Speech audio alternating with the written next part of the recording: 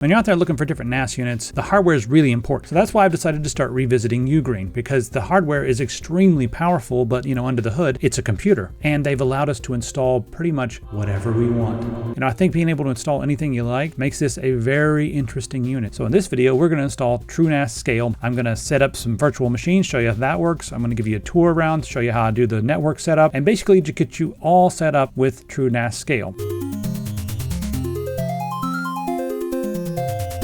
I want to go through the specs of the unit that I have just because I want you to see how much more powerful it is than a lot of the other stuff in this price range right out of the box. The other ones, maybe they've got upgrades that cost a couple $100 or whatever, but right out of the box, you got a 5-core at this price range instead of a dual core with hyper-threading. Memory's expandable up to 32 gigabytes. I popped 16 gigabytes in there and I'm good to go for now. Then we have 2 M.2 slots, and I've popped a couple Western Digital M.2 in there. These are NAS grade M.2. I may or may not use them in this video, but they're in there for later. Then our LAN ports, we have 2 RJ45 LAN ports. One is 10 gigabit and the other one is 2.5 gigabit. You only have 2.5, you can run them both at 2.5 if you want to. And then we have 4 drive bays on this unit. And as you move up, obviously you get different amounts of drive bays. Before we go on, I just got an email from UGREEN about their sale from the 21st of November until December 2nd. You're gonna be able to get this for 20% off. So be sure to check the links in the description to take advantage of that 20% off deal that's going on. So what's really nice about all this hardware is it's very standard. Even if UGREEN one day decides, yeah, we're not going to make software anymore. I don't think they're going to do that, but I'm just saying, even if they did, this device would still be supported because it's a computer. What? I'm a computer. All the stuff under the hood, it's an Intel. That's going to have support with the Linux kernel for a long time. It's going to get support. I've talked enough about all that stuff. The next thing we're going to do is head over and grab a copy of TrueNAS, and then we'll install it, get that up and running, and show you how that works. Head over to TrueNAS.com, and once you get here, you'll see all kinds of salesy looking stuff. Yeah, they've got some enterprise grade stuff, but we just want to click over here on Get TrueNAS and then go down to Download TrueNAS Community Edition. There's a couple different options when you click on the download button here. TrueNAS Scale is the default, and that runs on Linux Debian in the background. There's also TrueNAS Core, which runs on BSD. I'm going to grab this one so we have full compatibility with Docker and everything. We can just do more with it, but if you want the rock solid security of FreeBSD, you're welcome to try the other version. And then there's all this. You can sign up with your email or whatever. I'm going to click on no thanks, I've already signed up. And we have stable or the legacy version. I'm going to grab the stable version right here, TrueNAS Scale, at the time of making the video, 24.10. Now that's downloading an ISO file. So while that's downloading in the background, I'm going to head over to rufus.ie. So we're going to use Rufus to put that ISO file onto a USB stick. You can also use Balin Etcher if you're familiar with that. They both work just fine, but I like Rufus. Just going to grab Rufus 4.6 DXE right here. This is the standard version if you want to install it. Or you could grab the portable version, which just opens up with the exe file. So whichever one is fine. All right, I'm going to open up the portable version, and it looks like everything else is finished downloading. Okay. So now let's go ahead and select our ISO file right here. So our device, I'm actually overwriting my Fedora USB stick. So let's select our ISO file. Click on select right here, and you'll see it right there. There we go. TrueNAS Scale 24, and partition scheme, I'm going to do GPT, UEFI over here, and then we can do pretty much anything here is fine. Cluster size default is fine. When you click on start, it's going to destroy everything. I'm going to write in DD image mode, which is something that you'll be doing on Linux anyway, so go ahead and click on that, and let's do it. It's going to destroy all the data. All right, that's finished. We can take out our USB and put it into the UGREEN NAS. If you've been using your UGREEN for something else, go ahead and shut it down, which I'm doing right now. And when we turn it back on, I'm going to make sure my keyboard and mouse are plugged up to the USB. Got my physical HDMI plugged up because this is just a regular computer. When we turn it on, I'm going to start pressing Control F12 to get into the BIOS. Time to spam that key. There we go. Now it's like, what do you want to do? Control F12 brings all this up. We can just go ahead and boot directly from our USB stick, but I'm not going to do that. You're going to want to enter setup first, because over here in the advanced settings, you're going to see something that you might not have seen before, and that's Watchdog settings, set to enabled. So every 3 minutes it checks and says, hey, is the OS running? And it's looking for the UGREEN OS. If it's not running, it reboots to make sure that this thing stays online. We don't want that because we are not going to be using the UGREEN operating system. So there we go, disable that. There we go, it's detecting my drives. Wanted to take a look and see. There's our Intel Pentium, and good. SATA boot is disabled, and we've got our 16 gigabytes of memory that I've installed, running at 4800 megahertz, nice. I'm gonna save changes and reset, and then I'll do the Control F12 again to boot from the USB. All right, Control F12. There we go. I'm gonna go ahead and pick my Corsair slider. All right, we can start TrueNAS Scale installation. There we go. go ahead and select the top option right here.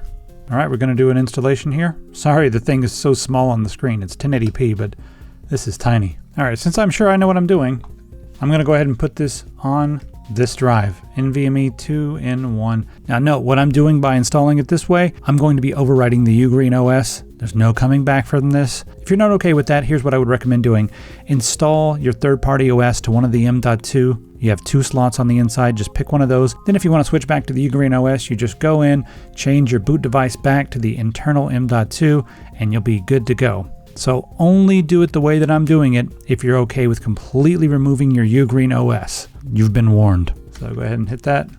There we go. It's going to erase all the partitions. So yep, there goes the UGREEN stuff. And I'm going to configure using the web UI. And now we just wait a little bit.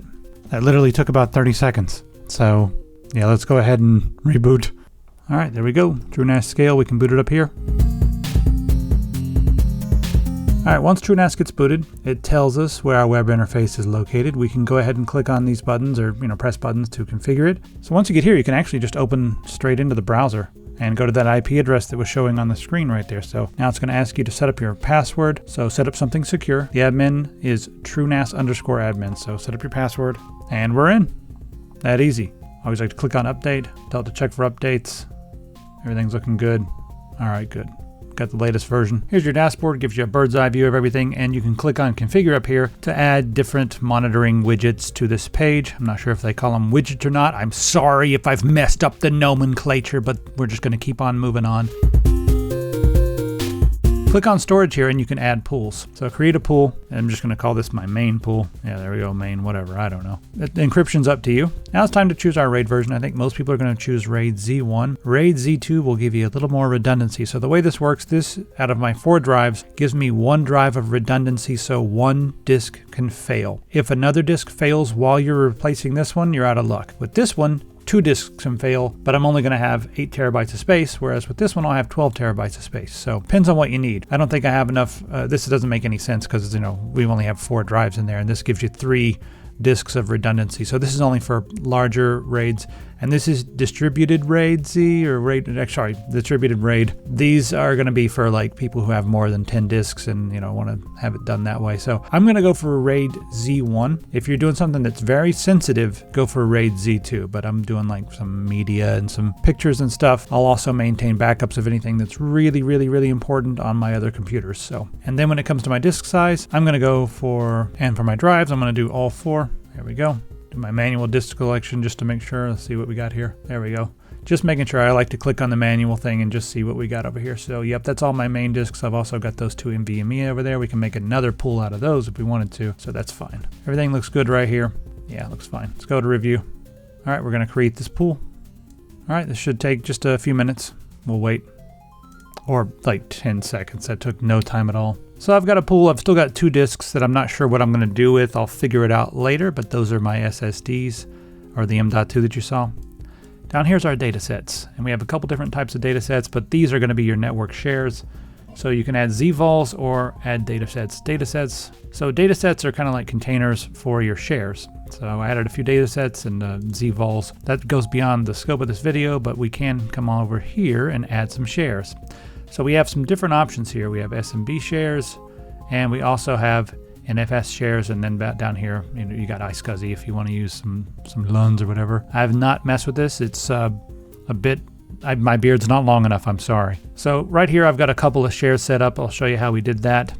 Hit add right here, and you select your mount point, and you can see there are the data sets that I set up. So you can mount these different shares inside the different data sets. And I've set up a share for my VMs. That's where I'll mount my VMs and all that. But you just set up your shares, give them a name. The name has a naming scheme. So you can't like have this and then a space. You don't want to do that. You want to just have a name and then like an underscore. I don't think they allow dashes. I'm not sure. There we go. See, like no special characters. But down here, this is freeform. You can just like type whatever you want and then give it, that is your description. But we'd already got a couple different things here for our shares, so I'm just going to leave it alone. All right, let's get some credentials going here for our users. I'm just going to set up a new user for SMB access. Call him Crimeth. You don't have to do this. You could use the regular TrueNAS admin and have him do everything, but I like having a separate username for this stuff. And see a check mark down there, SMB user, yes. Save. Now if I want to map these drives, all we have to do is press the Windows key R for run, and then you want to do whack whack, and then put in your IP address, 172.16.16.214. It'll bring this up and we can put in our name and password. Okay, so I can like map these if I wanted to. Map network drive. It says, where do you want to put it? Do I have U available? No, I've got all this other stuff available. Let's just put it as R. So that'll be R. And reconnect it, sign in. So every time I open up this computer, it'll reconnect and we'll have access to our shares. And there's our home folder for Krymeth right there. I'm going to make a folder in here called ISO where I'm going to put some ISOs for different things so I can make some virtual machines. So you can get whatever ISOs you want. I've got Debian and a few others. Just download stuff and put them in here. So I'm going to do that right now. All right, so I made a folder called ISO and I put some ISOs in there. You don't have to do this, but that's what I did. Let's click on, well, we got our network down here. Now this is important. We're going to want to set this up immediately. And if you plan on, oh, I don't have any bridges right now.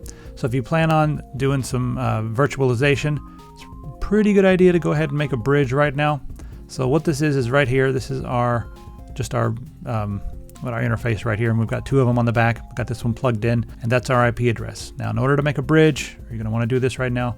You're going to want to turn off DHCP and don't put any aliases. Down here, normally you'd put an alias saying like, oh, this is the IP address. We're going to do that with the bridge.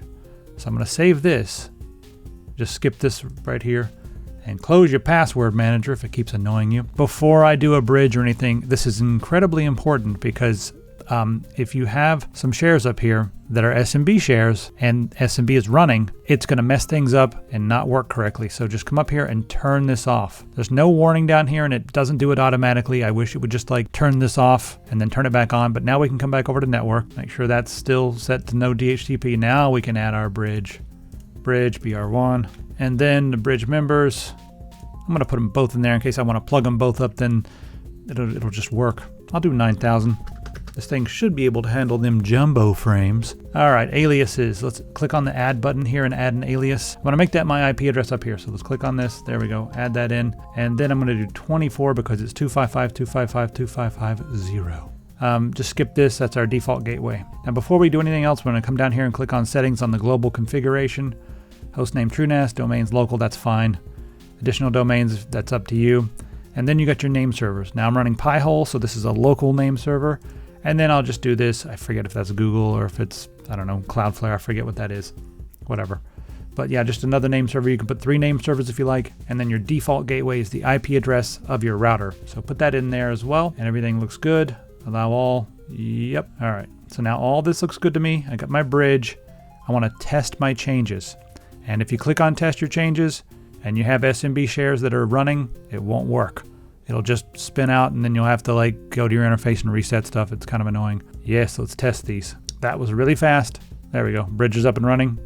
Awesome. So that worked immediately. Click on save changes. There we go. Now we have a network bridge right here. And that's what we're connecting to whenever we plug this in. And that's cool because you can have both of these working and you can assign different things to different things, if that makes any sense. You'll see as we keep going. So there we go. Our network is set up and good to go. Click on credentials down here and I'm going to talk about something because this is not at all apparent when you first start. So when you come here, you're just going to have the couple of users that you created or the ones that are just there. Click up here, show built-in users, and it's going to give you all kinds of different users right here. Different ones for your web dev. Look at that port there for web dev. This is the one that you're going to be needing for virtualization. This one right here, the libvirt one. You're going to need to mess with this one. So it has a home directory right here. Now it's got access to that, but it doesn't really have access to a lot of other stuff. So whenever we come over to make our virtualization, it's going to give us some errors depending on how you do things, but let's just see. I just wanted to show you this so you know where it is and you can create different groups and new credentials and stuff, because if you have issues with the virtualization, it's probably something you can fix with these credentials. So let's go over to virtualization and just create something new. Now, first thing we want to do is click on add over here, and then you can pick. I'll do a Windows one first, and then we can do like, I don't know, Debian or something. You can turn this on and off. It's up to you depending on what you're doing. Description, just Windows 10. There we go. LTSC. And I want to make sure I enable the display so I can see it. Binding it right there is good, just so it binds to home. This is going to be your password for your VNC. Actually, I think it's Spice. So right there, that's just so you can log in through the browser and see. I swear to God, stop bothering me. Make sure your CPUs are set. I used to do 1, 2, and 2 right there. There we go, so it's not weird. CPU model, I'm going to use the host model. But if you want to do custom, you can come over here and just pick whatever you think is going to be compatible depending on what you're using. If maybe you're installing an old version of Windows or Linux or something, then you need a certain CPU model, but host model is going to be the best for the modern versions of Windows in my opinion. Change that to 8 gigabytes minimum memory size. So 8 gigabytes means that it'll use up to 8 gigabytes, but that doesn't necessarily mean that 8 gigabytes is always going to be allocated. You can say the minimum is maybe 4 gigabytes or something if you want to, but I'm going to leave that alone. And then NUMA codes goes a little bit beyond the scope of this video. When you get right here, a lot of people are just going to blaze through this and select, your location. So I've got a spot right here for my volumes, but up here, the select disk type, I'm going to select VirtIO. And that's going to give me better performance and a whole bunch of other benefits. So 40 is fine because I'm not going to be doing much with this. So I'm going to hit next right here. Just go through the rest of this stuff. And for network, I'm going to do VirtIO again. And then I'm going to pick my bridge right there. So there we go, moving right along. And then we got to pick our installation media. You can upload a CD image or a DVD image or whatever. I've already thrown some right here. So I'm just going to browse to those. There we go, that's my installation media, Windows 10. Next. And I noticed one thing that's really weird about my installation media is if I put it in the root of a share, then I have access to it. If I put it into a folder like I was putting everything into this ISO folder, then the user was denied access. So I just threw it right in the root of my share and it's working. So leaving that alone, I don't know. Sure. And make sure you have ensure display device checkmarked, hit next, save, and do not run this yet, for we need to add some more devices. Click on devices and we need to click on add. The first thing that comes up is CD-ROM, and yep, we need to add one more CD-ROM, and you're going to need the VirtIO ISO. All right, so now what we need to do is just download the latest VirtIO ISO file. There we go.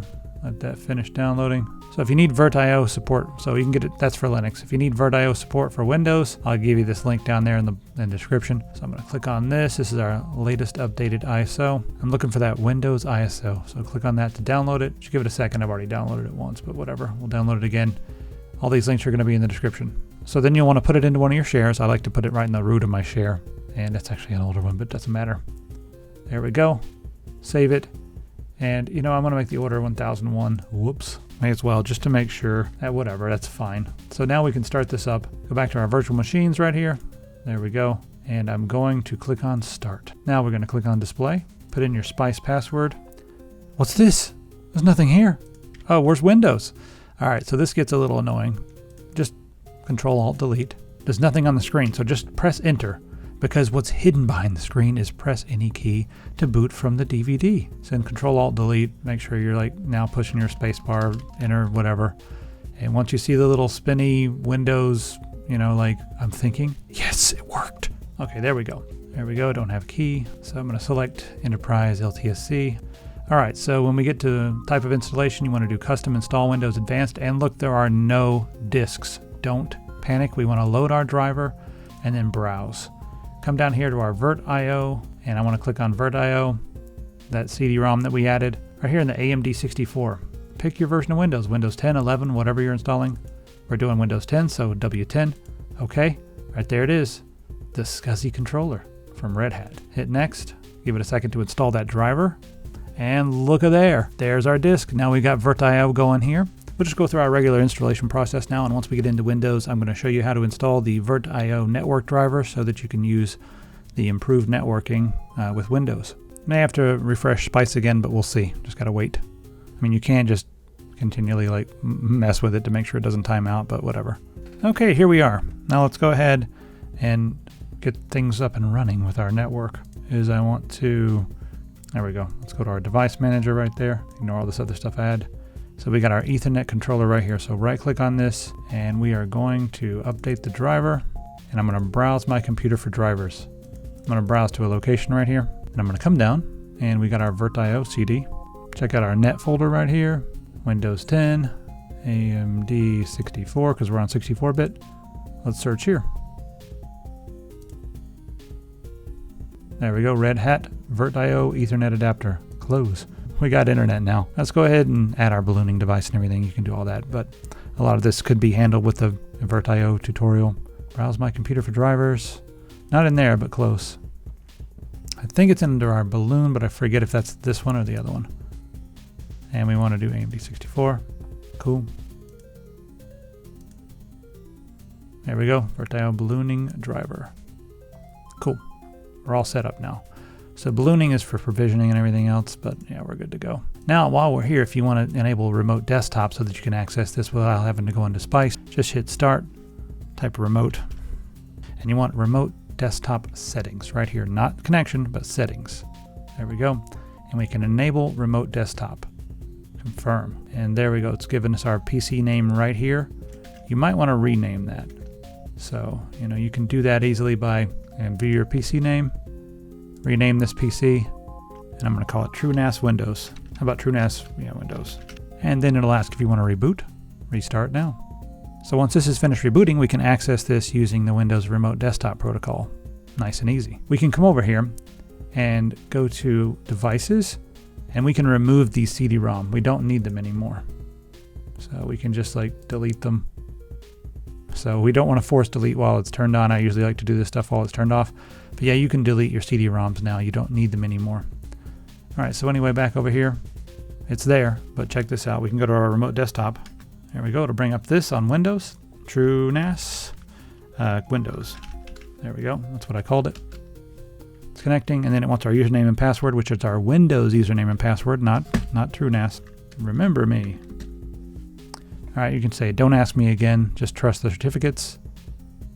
And here we are with an actual full-on remote desktop setting right here. This is just awesome. So yeah, we've got Windows 10 LTS, whatever, LTSC, up and running perfectly, just fine on the NAS. All the other functions are working on the NAS, so we got virtual machines and NAS going right now. So I was going to do a Linux, but I think it's pretty self-explanatory. If you want to do a Linux, you can just come back over here to virtualization, click on Add, go down to Operating System Linux, and just go through the same exact process. It's very similar. When you get down here to your installation media, just pick your Debian or whatever. And the beautiful thing about Linux is it has VirtIO generally built in, depending on what you're installing, but you're not going to have to do all that nonsense. So that's why I wanted to show you Windows, is because you had the VirtIO.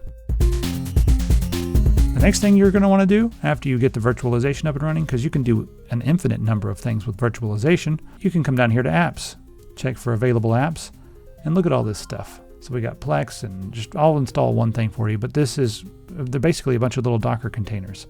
And speaking of Docker containers, right there's Portainer. Let me know if you want any specific videos on any of these things, because this is one of the main reasons people use TrueNAS, is for all of these apps, because the community is always uploading all kinds of different apps. So let's just do something really popular like Plex, but I prefer Jellyfin. There's also MB. Jellyfin's the open source version of MB. So just so you know, MB and Plex both have a bunch of paid stuff. So if you want to be able to browse from other locations other than your home, I would recommend Jellyfin, because it's free to do all that stuff. I'm going to install Jellyfin, so let's set up a pool to install. Pick your pool. There we go, main. Let it do all its thing. Just wait a second. All right, right here it's going to ask, yep, I agree, third-party applications. They don't guarantee nothing. Man, they don't know nothing. So I'm going to keep the name Jellyfin. If you have servers and stuff set up, you can mess with all that. It's making me have my user ID as 568, so we'll just leave it like that and see what it wants. Unless you have HTTPS enabled and you have all that stuff set up, don't mess with this. That's going to be our port. You can change this if you want to. There we go, 8096. That's what I usually use for Jellyfin. And then we have all this down here. Configure your storage. I'm going to have a data set created automatically by the system. That's probably the best way to do this. I'm going to leave ACL unchecked for now. And then for the volume, I want everything to be automatically created by the system. I don't want to mess with any of that. There we go. 2 CPUs, limits, yep, memory, that's fine. And pass through if available, don't have any of that. So there we go, Jellyfin's up and running. You can click over here to configure it. I've already made a bunch of videos on how to set up Jellyfin, so I'll link those in the description. So, you can look at that and get an idea of how to set up your Jellyfin. You may need to add some permissions down here for your volume mounts right here. So once you're here on your list of apps, you can just click on Discover Apps to look for more apps. There's all kinds of stuff. Homer's pretty cool. Didn't know that was on here. Just gonna view all the apps. Oh, so many different things right here. Pihole. You know what? We could do that in a VM, but I got an app for it right here. Let's check it out. Pihole, pick the version. That's cool. Web password. I'm gonna leave it blank just so I can log straight in. Yeah, sure. I'll set everything automatic. Install Pihole. All right, just give it a second while it's deploying. There we go, running. We can click on the web UI right here, and my God, we're in Pihole. So now Pihole is great. I mean, this is awesome. You can come over here and add block lists and stuff. Cool. This will keep you safe. You just need to use this as your DNS. The thing about Pihole right here is it's on port 20720. DNS is port 53. So if you want this to work, what we're going to need to do is head over to our router, and you can use whatever router you like, and we need port forwarding, not range forwarding or anything like that. We need port forwarding, and I'm just going to add one right here. Put in the IP address of our NAS, 172.16.16.214 is mine. So from 53, and I want to map that to Pihole. There we go. Make sure it's enabled. And I'm just going to call this Pihole. There we go. Save. Go ahead and apply these settings. There we go. Now, all you need to do to get to Pihole is just put in your NAS IP address, and it'll forward that over to Pihole just fine because the port forwarding rules are set up. If you want to check to make sure this is working, you can just open your command prompt, or if you're on Linux, open up your terminal and do an NS lookup. I'm just going to look up google.com, and I'm going to use this IP address to look it up. So look it up. Right there it is. Got my answer, google.com. There's the address, IPv6 and IPv4 and all that stuff. Now, just to prove that it works, let me look up the wrong address. There we go, the wrong IP address. Let's see what happens there. No, nothing. Just timed out, unknown. I don't know. DNS, nope. It's just not working. So yeah, works just fine. Just put in that IP address for your DNS on your machines. Now, if you wanted to, you can even come over here on your network setup and put in that IP address right there. Easy as that. I have my other two Piholes, but I could put this Pihole in if I wanted to and have a third Pihole. So yeah, beautiful. So this is my first time using TrueNAS. I used FreeNAS a lot back in the day, and I think you might remember some of those videos if you've been around for 10 years or more, where we built a nice FreeNAS unit. TrueNAS is similar, but not similar. So it was a little bit of a learning curve for me, and it fought with me a little bit, but then once it clicked for me that it's all just Linux under the hood, then I was like, oh, okay, so I'm gonna go ahead and set up a network bridge and do a bunch of other stuff. So if you're someone who's good with Linux, or you're very familiar with something like Proxmox, then you'll have no trouble. But there's a little bit of a learning curve. It's not as easy as just jumping in with the UGREEN OS. That's a much easier OS. So if this is something that you want for you, then by all means. I'm gonna go back to the regular OS, and I'm gonna try out some of the new updates in the next video coming hopefully very soon. Again, I think it's awesome that we are able to install whatever we want on here. What are you going to install? Let me know in the comments. Let me know what you think of all this stuff. And I'm very curious, is that something that's like a big selling feature for you? Do you like the fact that they can do that, or does that matter at all? Let me know in the comments. I'll see you next time.